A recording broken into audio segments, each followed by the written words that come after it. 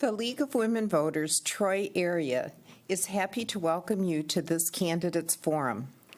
I am Karen Fabian, Voter Service Chairperson for the League and tonight's moderator. This forum affords you the opportunity to meet the candidates whose name will appear on the August 7th primary ballot.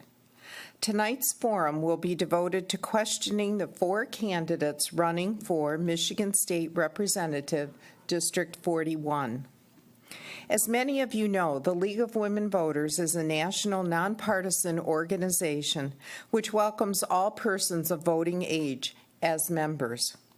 The League of Women Voters does not support or oppose any candidate or political party.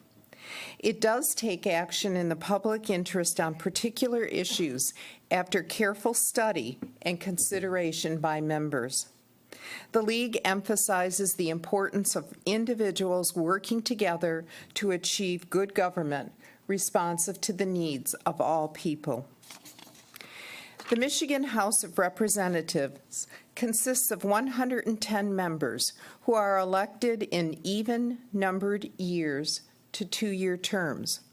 The primary purpose of the legislature is to enact new laws and amend or repeal existing laws. During their terms, representatives will introduce and vote on over 4,000 bills. Tonight we have all 4 of the candidates running for 1 seat. The candidates are Republican Ethan Baker, Republican Ronald Dwyer, Republican Doug Teets, and Democrat Padma Gupta. The format for this candidates meeting has been established by the League of Women Voters Troy area. Each candidate will make an opening statement of 2 minutes. Our timer will signal with cards the time frame. At the end of the allotted time, the camera will pull to a long shot and the microphone will be turned off. We will begin opening statements with Mr. Baker. Thank you, Karen. Thank you, League, first of all, for having us here tonight. It's a wonderful opportunity for each of us to share our visions for Troy and Clawson for this district, and you do a great service by providing this for the people of Troy and Clawson, so thank you. I am Ethan Baker. I am a Republican candidate for state representative in the 41st District. I am a proud conservative, a Reagan Republican, and I'm currently on Troy City Council. I've been on council for a few years, and I've been focused on good fiscal conservative policy, transparency in government, which is vital to our democracy. Put a lot of money into roads in Troy. We need to do something statewide as well. And, people talk a lot about what's important to a voter, what's important to the community. I hear the same things over and over again. We hear about roads. We hear about the economy. We hear about transparency. I have plans for all of those, and I'm happy to have that opportunity tonight to speak about each and every one of those. I'm very fortunate to have my wonderful wife, Bethany, who's here this evening. I have 3 amazing children who are 11, 9, and 6. They are the most important thing in this universe to me, all 4 of them, and I'm very lucky to have them all. And I want to represent this district to protect and care about my family as well as all of your families as well. We are definitely at an interesting time in politics. I think a good amount of people are pretty much disgusted with all of it that is seen at all. I get asked a lot, why would I want to go into something like this? Why would I want to do this? Why would I want to be a part of this? And the answer is very simple for me, and I say it time and time again. Despite all the negativity that's out there, we really have the most amazing system in the world, and I'd be honored to be part of it as your next representative. I am a conservative, but don't mistake my smile and my positivity and my willing to work with other people as anything that takes away from my conservatism. You don't have to be angry. You don't have to fight. You can get along with people and do what's good for the community, and that's what I plan to do. I have a track record on city council of listening to people in the community, talking with each individual person whose vote or whose situation will be affected by my votes, and I think it's very important to have that. I'm asking for your vote on August 7th. Thank you. Mr. Dwyer. I want to thank the League of Women Voters for hosting this event tonight. This is an amazing and very worthwhile event. And I'm pleased to see so many voters here from both the Troy and the Clawson area taking part in this and willing to ask questions and willing to learn about all 4 of us candidates, because the 41st District does deserve the best representation for all all of Troy and Clawson. A little bit about me. I am a person that has been a true Oaklander all my life. I've been a Michigander all my life. I grew up in Birmingham, went to Birmingham schools, went to college here in Oakland County, got my degree here in Oakland County. I'm an independent insurance agent for over 27 years. This is what may make things a little bit interesting here, because one of the hottest topics in Michigan right now is auto insurance rates. And as an independent insurance agent, this was what kind of scares some of the insurance companies now that they found out I'm running, because I work for the people as an independent insurance agent. I am not an employee of the insurance companies, but I know a lot of the tricks and stuff that they like to use for their rates. So my goal is, when I get into Lansing, to build a coalition, and I've already been doing that, working with several potential Democrat legislators as well, because this is a bipartisan issue. I have friends in Detroit, I have friends in Troy, I have friends in Clawson that are all paying way too much for auto insurance. So that is one of my hot topics. I believe that with my experience in the insurance business, this is going to really make some change here in Lansing. But that's not only my only expertise. I've been involved in the Republican Party for over 15 years. I currently serve on the Oakland Executive Committee, and I've been involved on the congressional boards, both on the 11th District and when Troy and Clawson were in the 9th Congressional District. I've been a delegate, active, supporting good conservative candidates here for Troy and Clawson. And if you want to learn more about my website and some of my other issues, since I only have 2 minutes, ronformichigan.com. Thank you. Mr. Teets. Good evening. My name is Doug Teets. I'm a conservative Republican. You've already heard people say that. I'm an everyday conservative, not just an election day conservative. And being an everyday conservative means taking tough stances and making tough decisions. You know, Lansing can't seem to do that. They can't seem to solve any problems. When it comes to roads, we all know what we're talking about. When it comes to automobile insurance, no solutions are available. You know, when it comes to the grand home income tax, we all know that it hasn't been rolled back after all these years, after 11 years. It's time to shake things up. It's time to send somebody up to Lansing that'll actually get things done, keep the ball moving forward. I'm that guy. I served on the Troy City Council, and now currently I serve on the Oakland County Commission. And we achieve things, and we get things done. You know, we've cut taxes, we've held the line on spending, and those are the things that the residents of Troy and Clawson are looking for. They're looking for results. And when it comes right down to it, we need to do things like starting a part-time legislature, because we need to send the politicians home and we need to cut their pay. There's no two ways about it. They can't get the job done at full-time, then we should send them home. I'm endorsed by the Michigan Right to Life, and I'm proud of that endorsement. I'm endorsed by L. Brooks Patterson, a conservative that we all know that has stood up to spending, has stood up to higher taxes. And that's what I want to do up in Lansing, to stand up and represent you. And I am married. I have 2 kids, a 5-year-old and a 2-year-old. It's a busy world. And I look forward to this evening and look forward to discussing more issues. Thank you. Ms. Koopa. Hello, my name is Padma Koopa, and I'm running to be your state representative here in Clawson and Troy. First, I'd also like to thank the League of Women Voters for hosting this forum. And second, I'd like to thank all of you for being here to listen to us.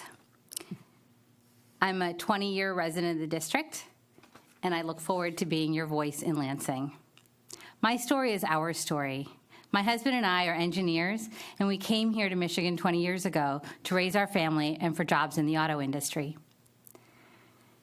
We wanted to raise our family in a place where there were good public schools, strong economy, and great property values. Our kids are grown now. We're empty nesters. They're in college. I won't tell you where they are, because come football season, we're a house divided.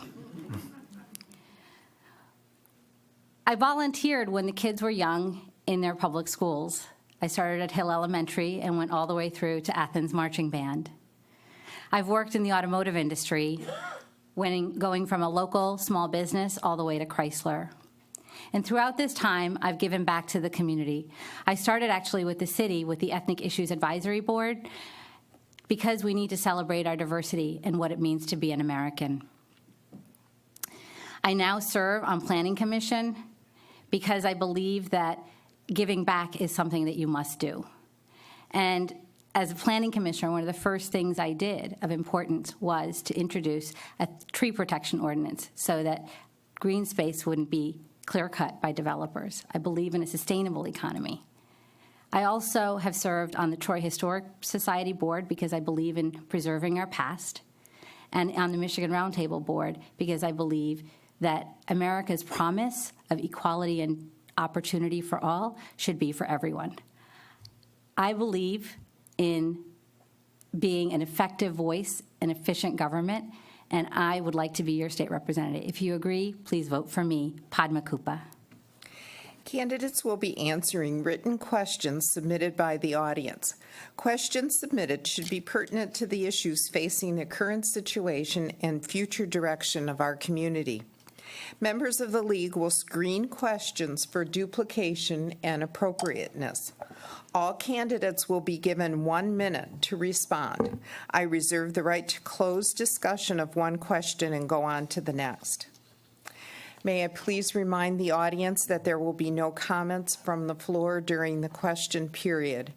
You will have an opportunity to speak to the candidates following this meeting.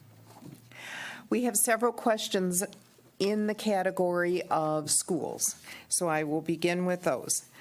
The way we fund schools in the state of Michigan was designed over 20 years ago and no longer works. How should Michigan schools be funded? We'll start with Mr. Dwyer. How public schools should be funded? Well, first of all, I would be remiss if I didn't quickly introduce my fiance to be right here up on the front row. I was cut off short here with the 2-minute introduction. But the problem with school funding right now, it's not so much funding. We are putting more and more money into the school districts, but a lot of it is going to pay off retirement funds and pension funds. That's where the bulk of the money is going right now. And we need to figure out a way to help fund those pension funds so we can put more money into the schools themselves. We need to, especially Troy. Troy and Clawson, we are blessed with blue ribbon schools, and I'd love to keep it that way. I have my family that lives here. I have 4 nieces that go to school here in Troy, Athens, Baker, and Wattles. And I believe that we do need to figure out a way to help take some of the money that's going to the pensions, but we want to make sure that those that have put money in have the retirement they deserve. Thank you. Mr. Teets? Yeah, education is all about who you're going to trust. Who do you trust? The administration, the teachers' unions, or parents? I trust parents about making decisions for their kids' education. I trust local school boards to make those decisions. You know, when it comes to education at the state level, there's a lot of preaching from Lansing, telling local school districts, you should do that, you should do this. You know, the Troy School Board, the Clawson School Board, they can make the best decisions for the kids. And you know what? Parents give them plenty of feedback. And that's the key to education. It's not necessarily always a money issue. It's who do you trust and the obligations that come down from Lansing. Thanks. Ms. Kupa? I'm a product of public schools, and I chose Troy because of its public schools. My 2 children have been through the Troy public schools. I believe that we need to fund our schools adequately. While I agree that the retiree pensions are an issue, our school funding needs an overhaul. And one of the things that happened last week on Tuesday is that 30 groups, bipartisan groups, came together with business leaders, administrators, teachers, to say that we need to apply. There's been multiple bipartisan studies, and it's called the Launch Michigan Project, and I would support anything that they recommend, starting with ensuring that per pupil funding is at the level it needs to be, because we are now one of the lowest in the nation. We've gone from being top 10 in education to being bottom 10, and money has something to do with that. Mr. Baker? It is a great question. Thank you. Public school education in our state is tantamount to our success as a future as a state. Our children are our most precious resource, and if we neglect them and don't provide the necessary tools they need for their learning and education, we are going to be very sorry in generations to come. Good points have been made. I agree the local control is key. The local school boards know what our teachers need, know what our students need, and they should be the ones making the decisions. The funding issue, unfortunately, in Lansing, you've seen time and time again, It's a political football. They find a way to cut here, and they move the money around, and it shortchanges our children who need the money and need the funding. Again, I will say it's not just about the funding. The numbers aren't the most important thing. It's what you do with those dollars. And funding in general has been, coming from Lansing, has changed dramatically over the past several years, and the Prop A funding made a big difference back 20 years ago. Reducing property taxes or keeping property taxes at bay is a great thing for people on a fixed income, but it does create challenges when we have economic downturns like we did, and funding becomes difficult. Thank you. Do you believe that for-profit charter schools should receive public funds? Why or why not? Mr. Teets. Currently, they do receive public funds, and they offer opportunity for kids that are in failing districts to have a good education. I think it's cruel for residents of Troy and Clawson that have great schools to say to a resident of Detroit that has failing schools, charter schools shouldn't be an option. I think that's a cruel thing to do. I think the right solution is to give parents the options and ideas and how they can solve problems. You know, I think it's very simple that way. So, I believe that public money is for public schools. If you are to fund charter schools, you should also hold them accountable to the same standards. Federal guidelines don't apply to charter schools. For example, they don't need to educate children with special needs. So I believe that charter schools should not, and they have been receiving public money, and they have not been held accountable. There's actually a legislation that's been introduced called the School Fact Act. I would support the School Fact Act to make sure that charter schools are held to the same accountability as public schools. Mr. Baker. I do think public funding can go to charter schools as it does now. Some of the most underperforming school districts have children who are greatly benefiting from the charter schools in their district. Accountability is also key. Anywhere you're spending public money, there has to be accountability, and it's a problem that there's not the proper accountability now. But public funding for charter schools is helping a lot of children in Detroit and other underperforming areas, and we would be ashamed to take that away from them and give them all the opportunities that the good students here in Troy and Clawson have. Mr. Dwyer. I firmly believe that public money should also go to charter schools, but there needs to be a little bit of a balance, because with the public money going to the charter schools right now, that is creating a problem with our pension funding. So we need to focus on that problem as well. But I firmly believe charter schools are an alternative to failing school districts, especially in the city of Detroit. I myself, I didn't go to a charter school, but I went to a private school up to 8th grade. So I understand the benefits of going to a private school. So I would like students in Detroit or other districts that have some issues to have an opportunity. No child should be forced to be in a failing school. Every child should have an opportunity to make it in this country and have the proper education. And that's my stance. Thank you. Unfortunately, in recent years, there has been an increasing amount of violence in our schools. Please give us your thoughts on bullying, violence, and gun violence in our schools. Ms. Cooper. So I am a supporter of the Second Amendment, but I believe the Second Amendment comes with responsible gun ownership. I believe that we need to address the gun violence through simple things, legislation that has red flag laws, making sure that dangerous people don't get guns, because guns today are very different from what they were when we were growing up. Children should go to school to get an education, not to be afraid that an active shooter is going to be their experience. Mr. Baker. It's sad today that we drop off our kids at school and pray that nothing bad happens to them, as we see throughout the country. It's a horrible situation, and it's very scary. It's also sad that my kindergartner is having active shooter drills and watching videos on it and asking what that means when they get home. It's a terrible situation we find ourselves in. My wife's a marriage and family therapist. Mental health plays a key role in so much of this and so much of all the issues that we have, including bullying that you asked about, and any kind of violence in the schools. We have to focus on proper mental health for children.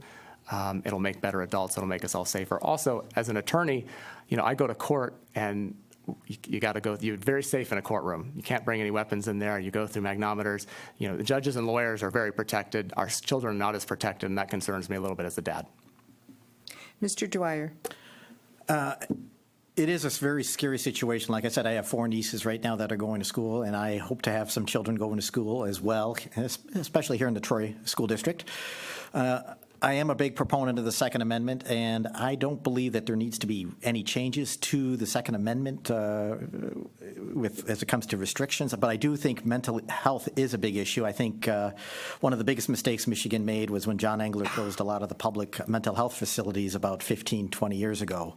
That was a big mistake. But what I'd like to see is the MEA did a study, and they said that teachers, would you like to be armed in class? I am for having armed teachers in class with proper training, both with the local sheriff's department and other training sessions as well. I'm also open to giving some additional funds to schools to put in metal detectors at certain entrances. We can't put them on every entrance, but I think we should put some at the main entrances and lock the other doors. And my time's up. Mr. Teets. Sure. It's a three-pronged situation. First, you have to secure the schools, make sure that people are not able to get in that shouldn't be getting in. I think it's a mental health issue, making sure we have the school counselors and we're identifying young people that have issues or that are going through difficult times. And then finally, ideas like red flag laws can make a lot of sense if they respect all the rights of the parties involved. And I've been active on that issue on the county commission, actually done something on that.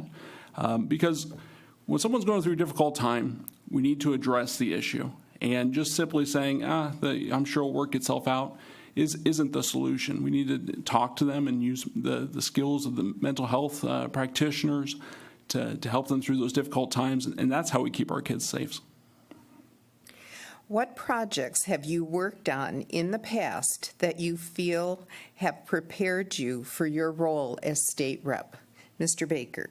It's a good, broad question. I worked for President and Mrs. Reagan in their post-presidential office going back to when I started at 20 years old. And I learned a lot about relationship building and the power of having relationships to get things done for the good of the people. I've tried to carry that with me through my career thus far in the private sector, as well as my time on City Council. City Council, we may not agree on everything, but I can say proudly that I get along with everybody on council and we have a good relationship. Sometimes it's tough, but it's always a good relationship because I value the relationships that I make with people over the political decisions made. But, specific projects that I've done, I've worked very hard on City Council to try to get the library funding going for 7 days. Hasn't been accomplished yet, but we're working on it. I think we're continuing to work on it, and it's important to the community.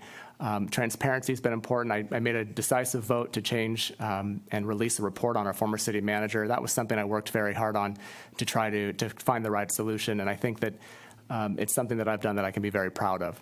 So relationships are most important to me. That's how you get things done. Ronald Reagan knew how to do it, and I can too. Mr. Dwyer. Not sure where to start here because there's a lot of things that I've done. I've been involved in politics for over 15, getting close to 20 years, helped out many candidates. Some have won, some have lost. I have helped the judge get on board. I've helped U.S. Senate candidates. I've helped U.S. congressional candidates.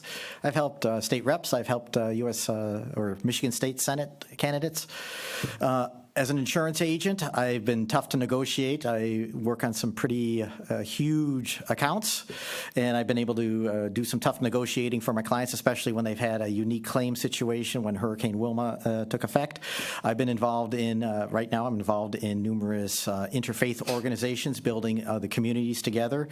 In fact, tomorrow I'm holding a huge fundraiser. I'm going to have leaders from many different ethnic communities coming to this fundraiser, and if you go to my website, you'll find information out. You're all welcome to attend as well. But I've been, well, my time's out. Mr. Teets.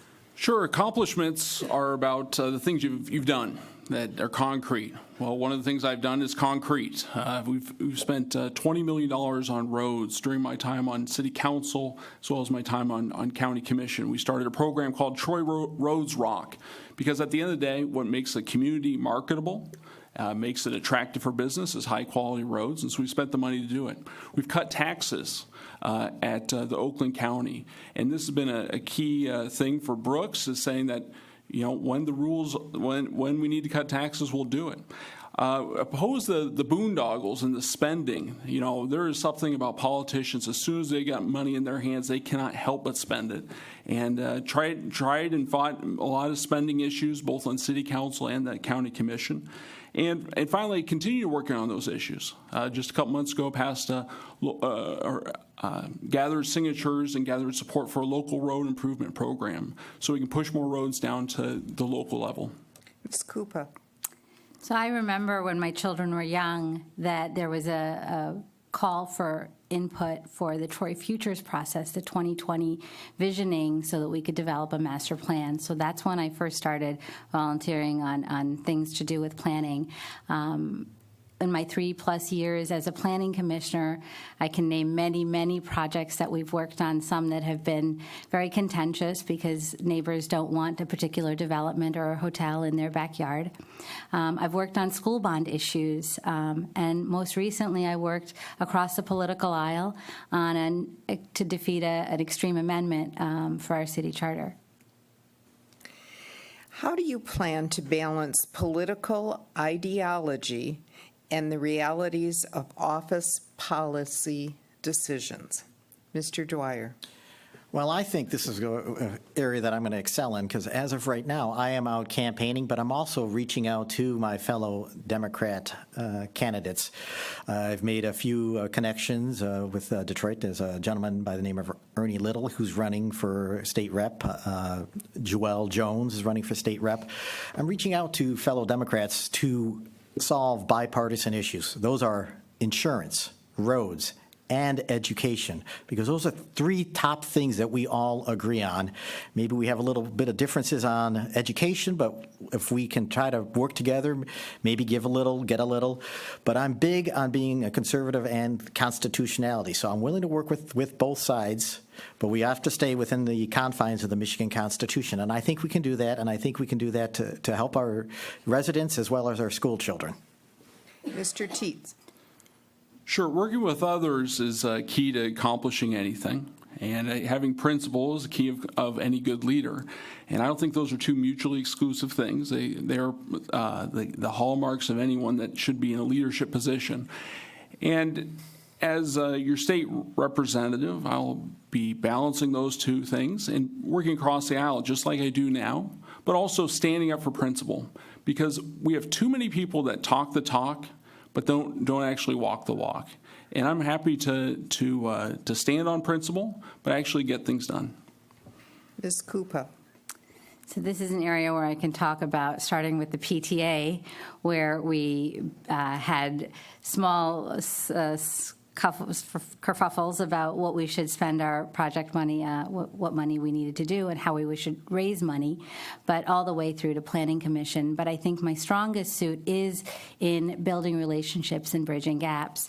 I started an organization with several other people in the religious community here that allows us to bridge some of those differences and develop understanding, called the Troy Area Interfaith Group.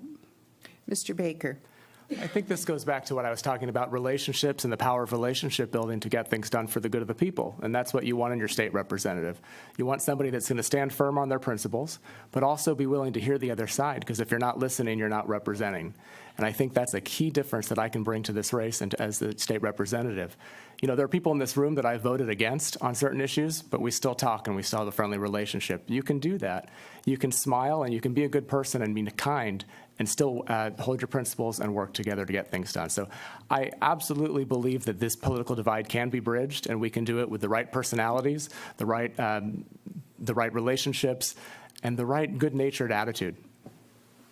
What will you do to protect Michigan's natural resources, particularly the Great Lakes? Mr. Teets. Sure. I think we need a science-based approach to those decisions. Like Line 5, issues like that really need to be focused on the science behind it rather than claiming or the hyperbole that you hear all too often on environmental issues. I think one of the key things that any state representative can do is not walk into decisions like that with a preconceived idea, because I think we need to look at it carefully and evaluate step by step what's today's best decision, but what's also the best decision 20 years from now, and how can we make those decisions today? So. Ms. Cooper?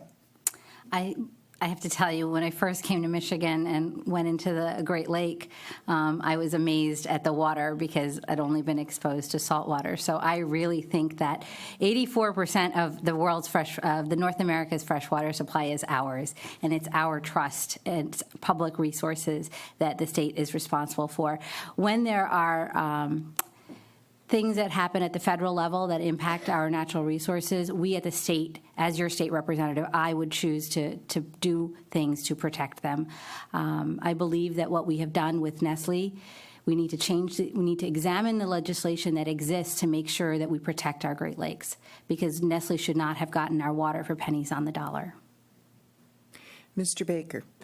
Our Great Lakes are another one of our most precious resources. I think they're just above or just below our children on the level of great resources. But we do, it requires a balancing approach for anything that we do in this state and anything you do in government. We obviously need to keep our lakes clean and fresh and protected. There are other states that want our water and will do anything to get to it or to take it. You brought up Nestle, Ms. Koopa, and it's true. It's fascinating to read about the great steal they're getting and how much water, how many hundreds of millions of gallons they're taking. And no one really knows about it until fairly recently.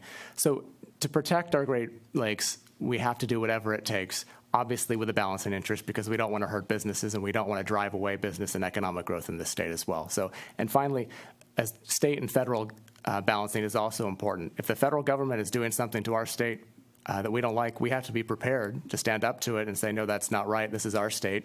That's what we have a constitution for. That's what we have a separation of or federalism. So protect our Great Lakes. Mr. Dwyer? Well, we definitely need to protect our Great Lakes. The Great Lakes region here occupies 20% of the world's freshwater resources, so it's very important we protect our Great Lakes.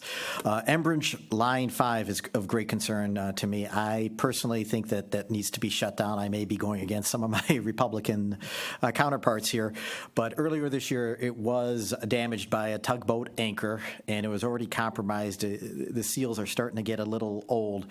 This line should have been replaced a long time ago. And there's no one to blame but the people that run Enbridge 5 for not putting a replacement line alongside of it. We temporarily need to shut it down. Our Great Lakes are too important. Also, I want to do a common sense approach. We don't want to burden our businesses with too much regulations, but there needs to be some sort of a common sense approach. I just heard about a area of Port Huron where a good chunk of a community is poisoned by lead right now from a factory out there because they didn't use proper common sense. How will you ensure that our infrastructure is safe? Ms. Koopa? I believe the first thing to do is to use the budget dollars that we have and invest in it. If we don't have a strong infrastructure, we will not have a strong economy. As we see, we are paying now for what happened in Flint, for poisoning an American city. We cannot risk that happening again, because if we don't invest in it now, we will pay for it generations to come. Mr. Baker? Prioritizing state dollars for infrastructure needs are key. We expect our state government to take care of infrastructure and to provide the necessary funding. That's something that I as a taxpayer would expect my tax dollars to go to. So we have to make sure it's prioritized properly, and we have to make sure we're making proper investments. If the government's not going to take care of the government infrastructure, then who is? We can't put that burden on the private sector. Certainly there's opportunities for public-private partnerships and working together, but a public-based infrastructure project needs to be paid with public dollars, and it needs to be a priority in our budget. Mr. Dwyer? I agree that anything, our public highways, our public infrastructure should only be paid for by public dollars. However, like most of you, you probably voted against the gas tax increase a few years ago. It was an 80% overwhelming no to raising the gas taxes, yet our gas taxes were raised to fund the roads. Well, we're starting to see some progress right now, but I'm angered to find out that the first $400 million of our gas tax went to go pay back a loan to the Transportation Department for money that was borrowed. We need better oversight of our public money that's going to pay for our roads and our bridges. That's one of the main reasons I'm running. I was very angered by the tax increase and to find out that our money is not going where it's supposed to go. Mr. Teets? Part of the fundamental concern of most residents is the roads are crummy, infrastructure isn't getting fixed, and they say we pay more taxes and nothing changes. Well, I can tell you why it doesn't change. Because the money goes into the general fund and then gets frittered away by the politicians who say, oh, that sounds like a good use of the money, or that's a good use of the money. And that's what's wrong with Lansing. You know, when it comes to priorities in our household, we prioritize where we spend our money, taking care of first things first. But in Lansing, we'll get to roads when it's too bad and when it's so bad that people are up in arms. And that's where we're at today. We need to demand that the money that we pay on every gallon of gas gets put into a bucket only for roads. This using that sales tax fees and the sales tax money and putting it into the general fund just doesn't work. We need to just put some handcuffs on the politicians so the money gets spent on roads rather than their pet projects. Long question. An extreme risk protection order law, red flag law, was proposed in the Michigan House 1 year ago. Representative Jim Runstad has refused to even hold a hearing. If elected, how would you open ideas and dialogues to those beyond your own party, and where do you stand on red flag laws and other types of gun violence prevention legislation? That is a long question. Yes. It's a good one, though.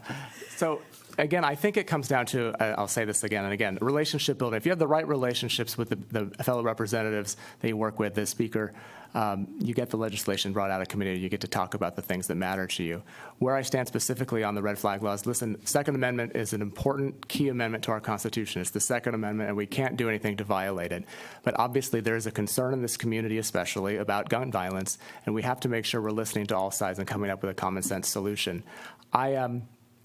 You know, again, we talked about mental health a little bit earlier. There are things that we need to be focusing on that we can get us away from actually dealing with the guns themselves and dealing with the people that are causing the problems with the guns. And that's where I think we need to spend most of our focus.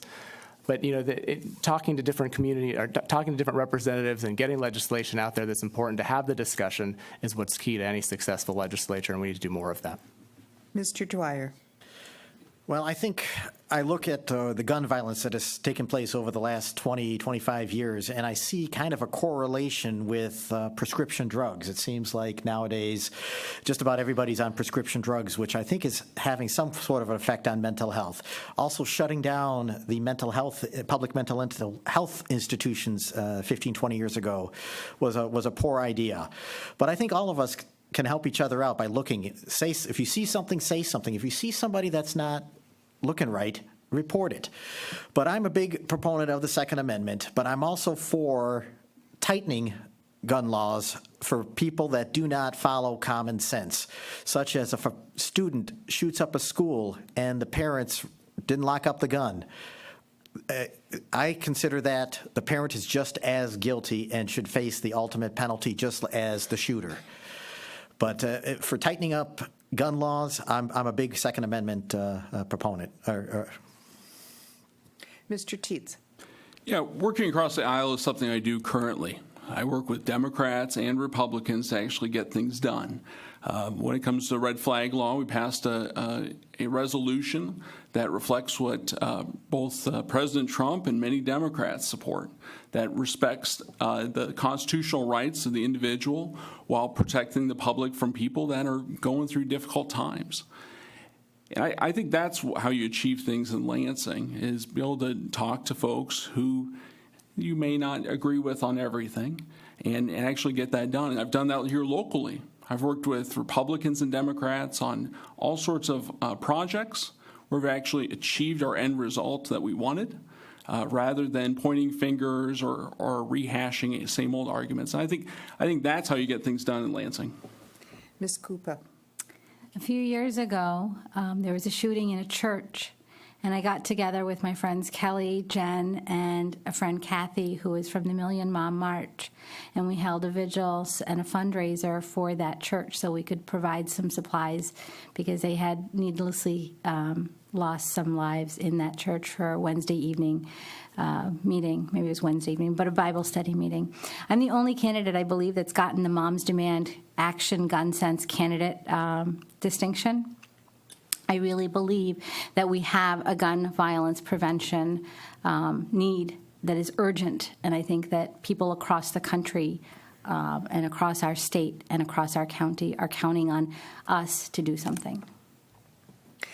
Metro Detroit is one of the few major metropolitan areas without a fully functioning regional transit system.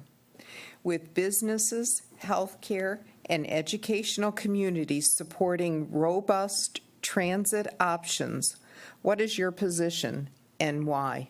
Mr. Dwyer. Well, I've seen how our public transportation works. We just recently put up the big transit center over there by the Target Center at Maple and Coolidge. Looks pretty vacant to me. I see our smart bus system. We are supporting them. If it was fully used by the residents, so they wouldn't need any public tax dollars. Last year, we did an experiment. We had the Troy trolley going up and down Big Beaver. And I spoke to a certain person in the know, I won't mention their name, but they said it was during the Christmas holiday shopping season. And it was in effect for about 20 days, and they only had about 100 riders. So we are the Motor City. Unfortunately, it's our mindset. We love our cars. It's going to be hard to change that mindset. I'm not open to slowly working on what we have and building from there, and maybe doing some public infomercials to try to change people's mindset.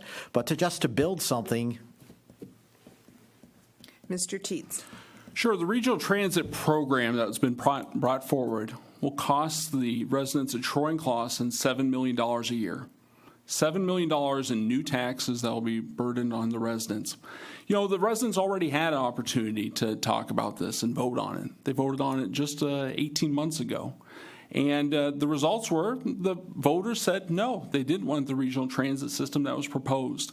And this, going back to the voters over and over again, is something that we've seen all too often with the politicians and the political class, as they keep on saying, well, we know better than you. Until you say yes, we're just going to keep on asking.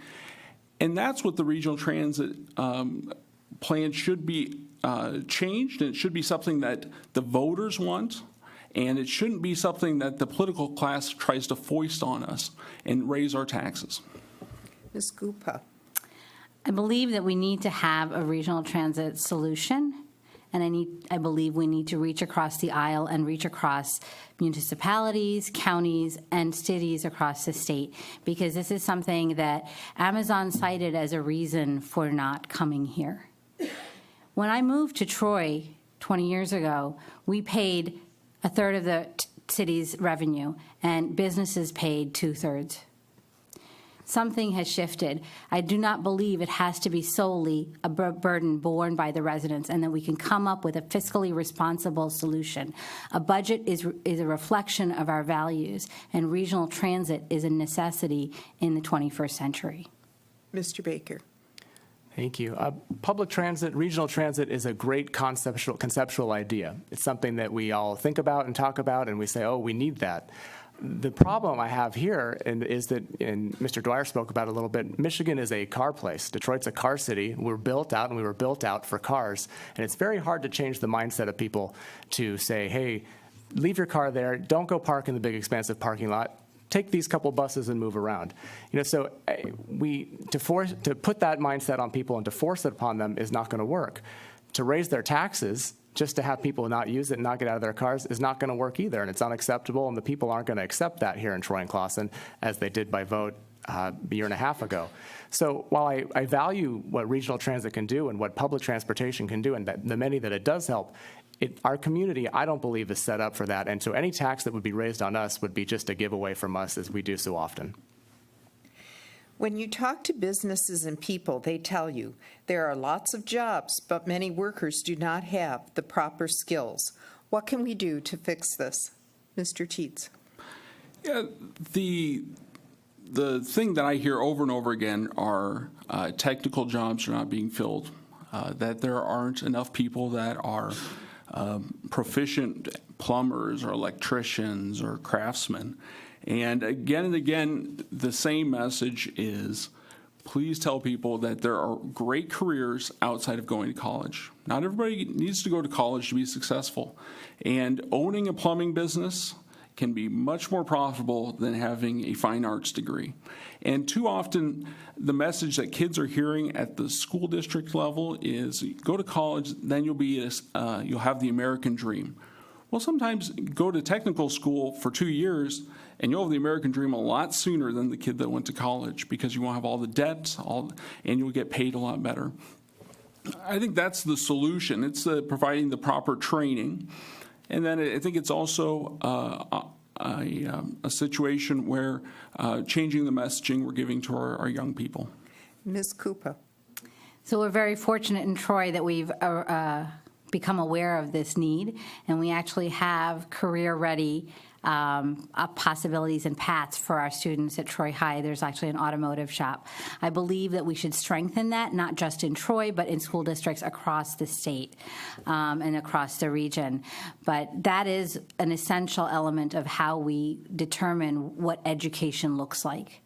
College preparatory education is not the only thing that we need to focus on. We need to also focus on skilled trades and making sure that the wage that they get is a livable wage. Mr. Baker. It's interesting how the mindset shifted from, getting away from you have to go to college and to be successful. We see so much now that a four-year degree isn't as valuable as it once was. You need to get a master's level education to actually get a job in a field that you can make any money at. And that mindset has to change, and I think it will change, and we're starting to see that shift now. I was at the opening of the Auto Lab. I think Mr. Tietz was also at Troy High, and it was a great, again, public-private partnership where an outside private sector business came in and donated a grant to the school to set up this top-of-the-line, state-of-the-art auto shop to train these excited high school students who are getting credit towards actually being certified in a certain field when by the time they graduate high school. It's not for everybody. Some people are better served by going to college and going on and getting different education, but some people really do a great job in some of these skilled trades, and we have to do everything we can to encourage it statewide, not just here in Troy, but there are businesses throughout the state that would happily work in partnership with school districts and trade institutes to get this done. Mr. Dwyer. I'm big on vocational schools. I go thinking back to my years in high school, and one of my favorite classes was electrical shop, where we got to play with live electricity and put things together, and that excited me, and it excited a lot of students. And that's something maybe we do need to build on, and it was auto shop. So vocational schools, yes, I think we need to make that more readily available. I think also we need to, I heard today on the radio, the state of Michigan has a program where you can do a savings account for college, but I think we should expand that to vocational schools so young children today can start building their account to go to a vocational school. I deal with a lot of immigrants that just come here, and they set up their own businesses. They don't have a college education, but some of them are multimillionaires because they know how to do their specific job, whether they're a roofer, whether they put in tile in a house, whether they're a mechanic. A new immigrant just opened up his own mechanic shop, and they're making great money without a college degree. So yes, you can have a great life without a college degree, and we need to let our students in high school know that now. But give them two options. What is your position regarding the legalization of marijuana? Ms. Koopa. I believe the voters have the opportunity to decide that on the ballot this year, and I will go with the will of the people. But I do believe that along with legalization, if that is the way the voters decide, that we must generate revenue to protect public safety and welfare. That is what I've seen other states that have done this, and we must police it because we need to protect our communities. Mr. Baker. I'm against the legalization of recreational marijuana. I fought very hard on Troy City Council to keep the proliferation of grow operations from expanding throughout our city, and I think that's a key step. Marijuana is still a drug. I understand that opinions have changed on it, and certain people have different viewpoints on it, but the reality is we have to protect our children, and if we normalize these drugs, we don't know what comes next. So not everybody agrees with that, and obviously it will go to the vote of the people, and certainly I will stand by what the vote of the people is, but my personal position is I just don't think it's the right thing for our community, let alone our state. Mr. Dwyer. For me personally, I'm a big proponent for medical marijuana. I have seen the benefits on some people that have been battling cancer. But as for recreational, me personally, I'm against it, but I'm going to let the will of the voters make the decision on that. For everyday use, I've seen there's a lot of health issues. In fact, I've seen some studies where smoking marijuana is actually more harmful to your lungs than smoking a cigarette. So, but I'm going to let the voters choose on that. But again, if we're going to have facilities as well, we need to regulate them here in the city of Troy. I'm okay with in a commercial zoned area, but I don't want marijuana farms growing throughout the city of Troy or Clawson. But commercially, I would be okay, especially for medicinal purposes. Mr. Teets. Yeah, I oppose the legalization of recreational marijuana. It has been 10 years since the last recession. Is the state in good shape to withstand a recession? Mr. Baker. It's hard to believe it's been 10 years already. I don't know if a state is ever in good shape to be ready for something like what happened 10 years ago.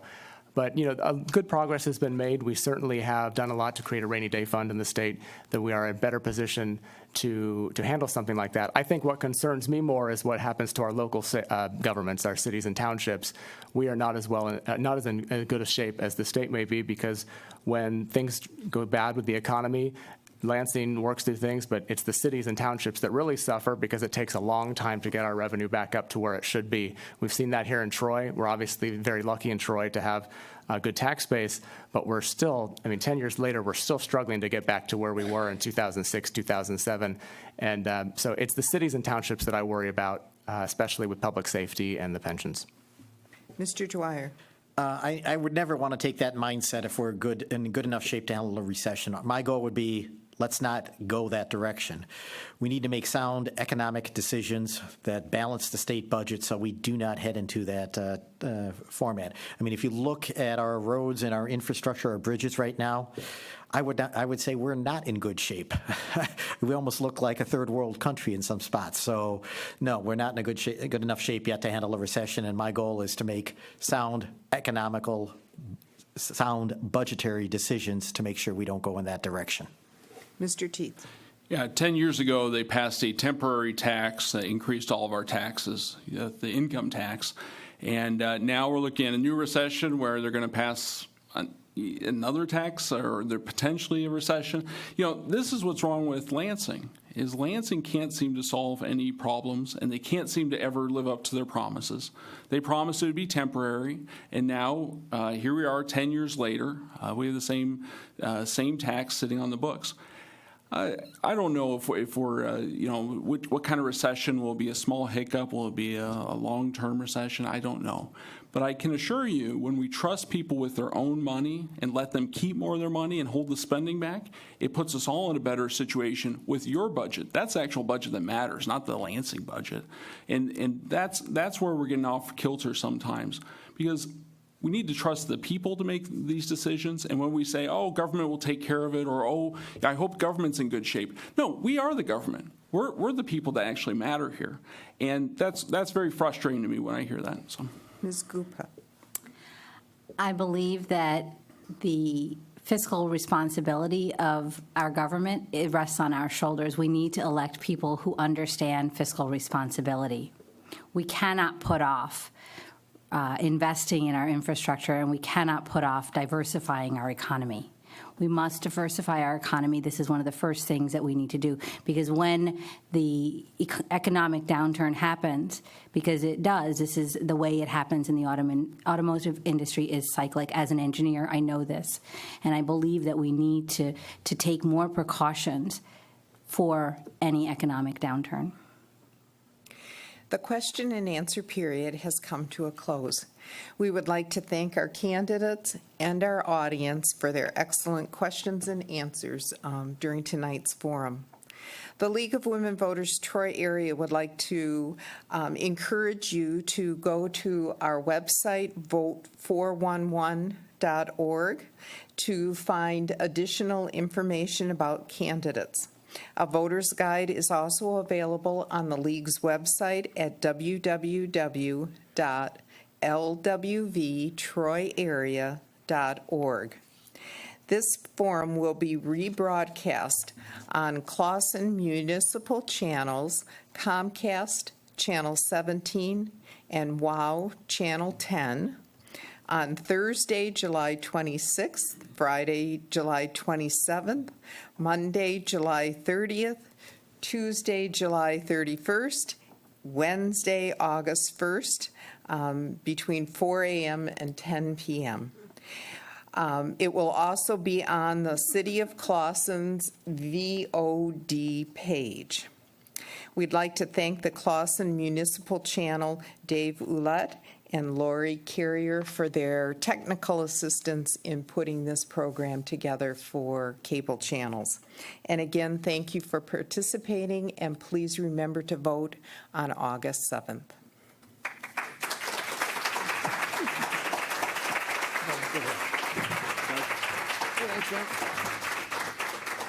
Well, I don't know if you made it any easier for us. You all did an excellent job. Very, very impressed. Thank you. Great job. Great job. Very good. Very good.